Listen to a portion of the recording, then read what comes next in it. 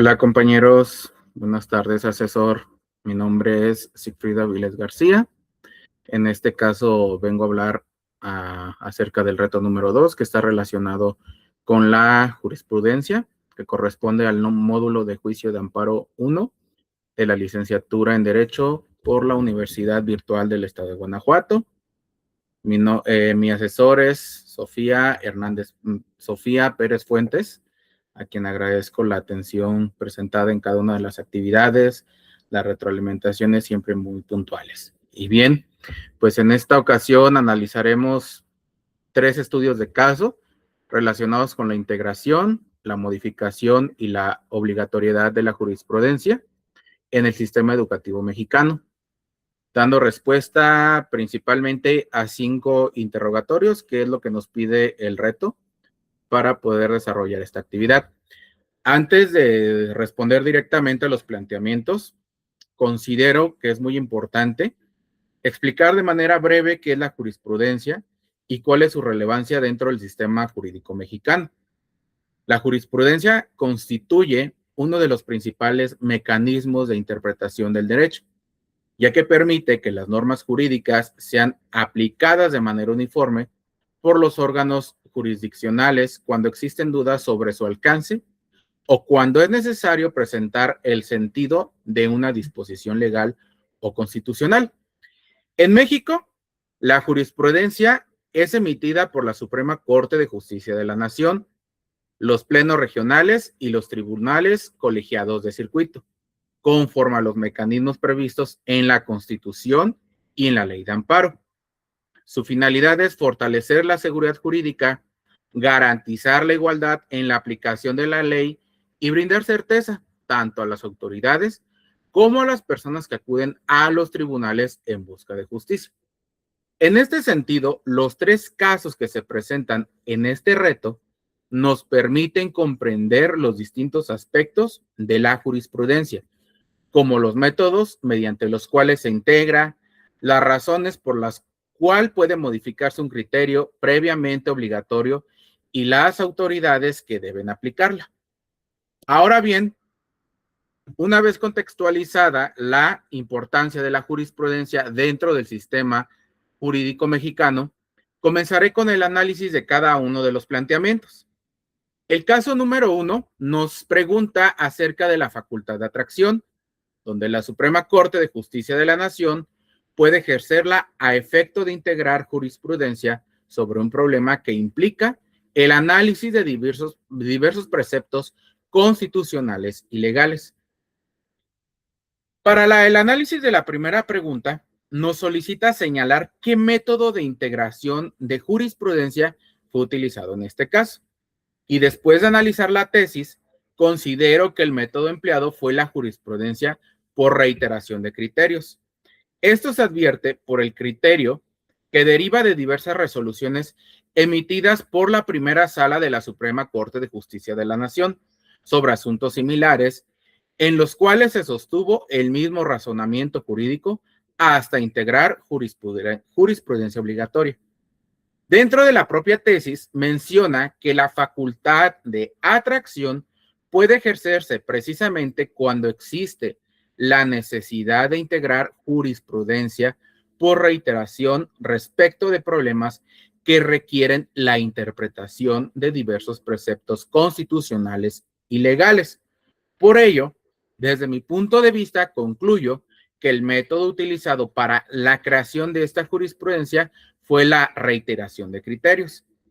Pasando a la pregunta número 2, atendemos un caso distinto.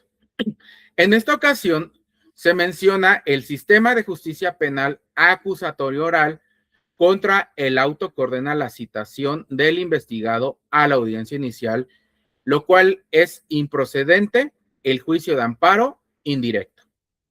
Para esto, la segunda pregunta consiste en identificar los razonamientos por los cuales la jurisprudencia mencionada en el caso fue sustituida por la jurisprudencia primera, diagonal J 78, diagonal 2018. Aquí es importante mencionar que en un primer momento, la primera sala sostenía que la citación del investigado afectaba indirectamente su libertad personal y por ello procedía el juicio de amparo indirecto. Sin embargo, posteriormente realizó una nueva reflexión jurídica y concluyó que esa citación únicamente constituye una comunicación judicial mediante la cual se informa al investigado que debe presentarse en una audiencia inicial. La Corte señaló además que dicho acto por sí mismo no restringe la libertad personal, ya que una eventual comparecencia forzosa depende de las circunstancias futuras e inciertas, como la inasistencia injustificada del investigando y la solicitud correspondiente del Ministerio Público. Por esta razón, la Suprema Corte decidió interrumpir el criterio anterior y estableció que en contra de ese acto resulta improcedente el juicio de amparo indirecto.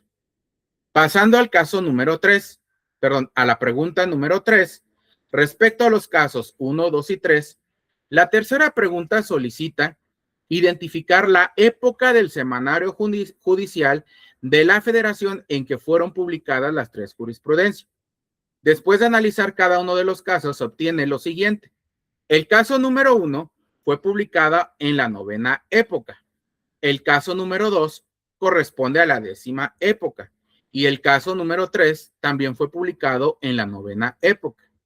La identificación de la época es importante porque permite conocer el contexto jurídico en el que fue emitido cada criterio y comprender la evolución que ha tenido la jurisprudencia en México.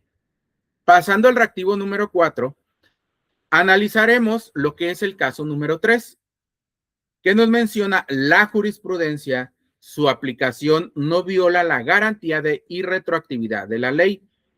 La cuarta pregunta solicita señalar para qué las autoridades resulta obligatoria esta jurisprudencia. Con fundamento en el sistema educativo mexicano de jurisprudencia, esta resulta obligatoria para los órganos judiciales previstos en la Constitución y en la Ley de Amparo. Para ellos se encuentran la Suprema Corte de Justicia de la Nación, los plenos regionales, los tribunales colegiados de circuito, los tribunales colegiados de apelación, los juzgados de distrito y en general todos los órganos jurisdiccionales que deban resolver asuntos semejantes conforme a la legislación vigente. La finalidad de esta obligatoriedad consiste en garantizar una interpretación uniforme de las normas jurídicas, fortalecer la seguridad jurídica y asegurar que casos similares reciban soluciones consistentes. Y con esto pasaríamos a la pregunta número 5, lo cual retomamos el caso número 1, la facultad de atracción. La Suprema Corte de Justicia de la Nación puede ejercerla a efecto de integrar jurisprudencia sobre un problema que implica el análisis de diversos preceptos constitucionales y legales. En este caso, esta quinta pregunta consiste en determinar si en este caso se cumple el requisito previsto en el artículo 223 de la Ley de Amparo respecto al número de votos necesarios para integrar la jurisprudencia. Después de revisar esta información contenida en la tesis, considero que sí cumple dicho requisito, pues observa que las primeras resoluciones fueron aprobadas por unanimidad de 4 votos debido a la ausencia de un ministro integrante de la primera sala. Sin embargo, el último asunto fue resuelto por unanimidad de 5 votos. Al reunirse el número de resoluciones exigidas por la Ley de Amparo y alcanzarse la votación requerida para integrar jurisprudencia por reiteración, el criterio adquiere fuerza obligatoria. Finalmente, considero que el análisis de estos 3 casos demuestra que la jurisprudencia constituye una herramienta indispensable para garantizar la correcta interpretación y aplicación del derecho en México. Gracias a ella, es posible unificar criterios, brindar certeza jurídica y asegurar que situaciones semejantes sean resueltas de manera consistente por los órganos jurisdiccionales. Asimismo, este reto me permitió comprender que la jurisprudencia no permanece estática, sino que evoluciona conforme cambian las necesidades sociales, las reformas legislativas y los nuevos criterios constitucionales emitidos por la Suprema Corte de Justicia de la Nación. Ello implica porque algunos criterios pueden modificarse o sustituirse cuando existe una mejor interpretación del marco jurídico vigente. También me fue posible identificar los diferentes mecanismos mediante los cuales se integra la jurisprudencia, la importancia de cumplir con los requisitos legales para que adquiera fuerza obligatoria y las autoridades que deben observarla en el ejercicio de sus funciones. De manera personal, considero que este tema fortalece mi formación como estudiante de Derecho, ya que comprender el funcionamiento de la jurisprudencia permite interpretar con mayor precisión las normas jurídicas y valorar el papel que desempeña en la protección de los derechos humanos, la seguridad y el fortalecimiento del Estado de Derecho. Muchas gracias por su atención.